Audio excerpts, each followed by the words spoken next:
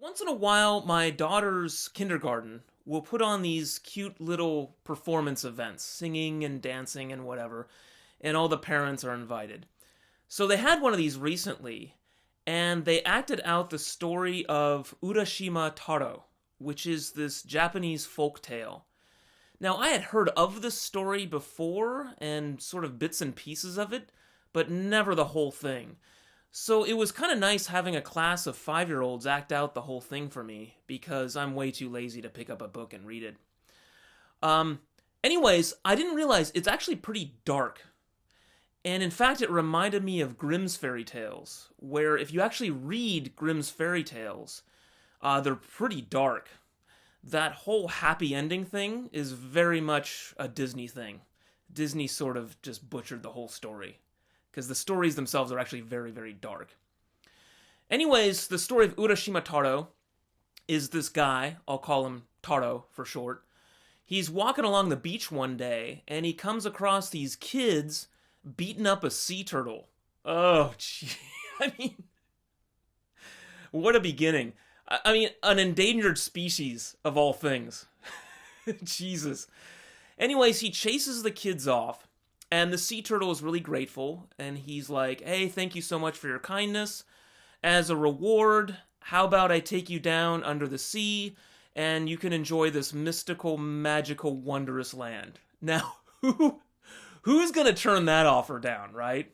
I mean, a talking turtle says he's going to take you down to this mystical land. Oh, hell yeah.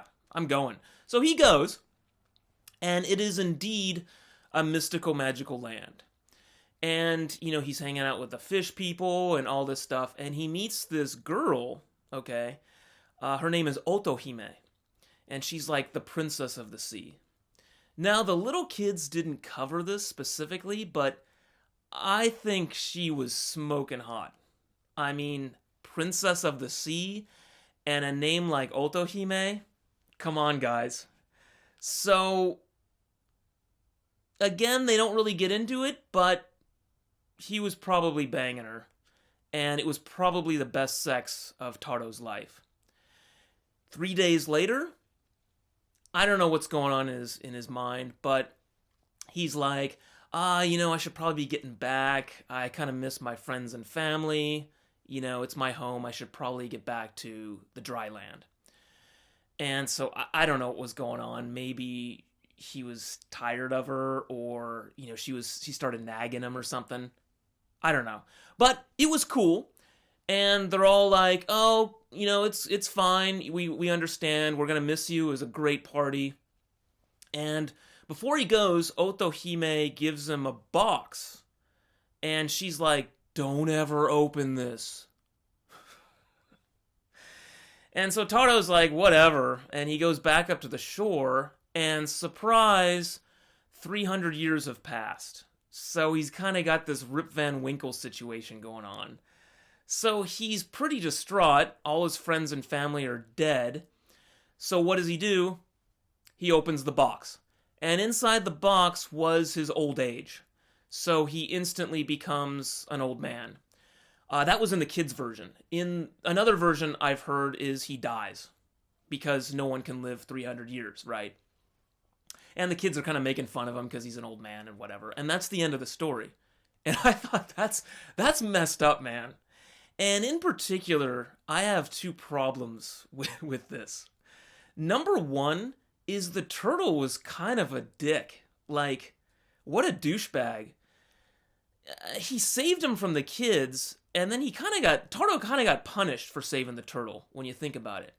Because the turtle failed to mention the whole one day down under the sea is actually 100 years up here on land.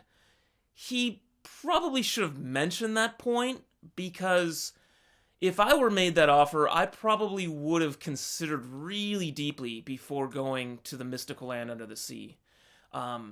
It was something to think about, and it was definitely a point that the turtle should have addressed. So, kind of an asshole turtle.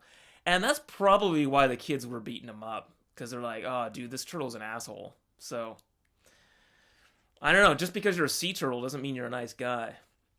The second thing that bothers me about this is Otohime gives him this box, and says, "Don't ever open this box. The consequences will be dire." Who the hell does this? I don't know, man. It's like if someone did that to me, I'd be opening the box right then and there, like right in front of them, and sort of aim it at their face. So whatever evil is in the box is gonna, shoot in their face, hopefully. And I don't know. I mean, isn't there some sort of storage facility or something else? Why do I have to take care of this box of evil forever? What a pain in the ass. And I thought it'd be kind of a funny joke to play on a friend. Your best friend's birthday's coming up. You get him or her a gift. Say, "Hey, happy birthday, here's your present. Don't ever open this. It is actually a box of evil." And you give them the gift and you say, "Well, you got to take care of this box and your children and your children's children. You have to take care of this box of evil forever." So, I don't know. I love to see how my friend reacts to that. I mean, here's a box of evil. Happy birthday, asshole. Anyways, Urashima Taro. It is a very dark piece of Japanese culture, Japanese folklore culture, and I encourage you to check it out. Thanks.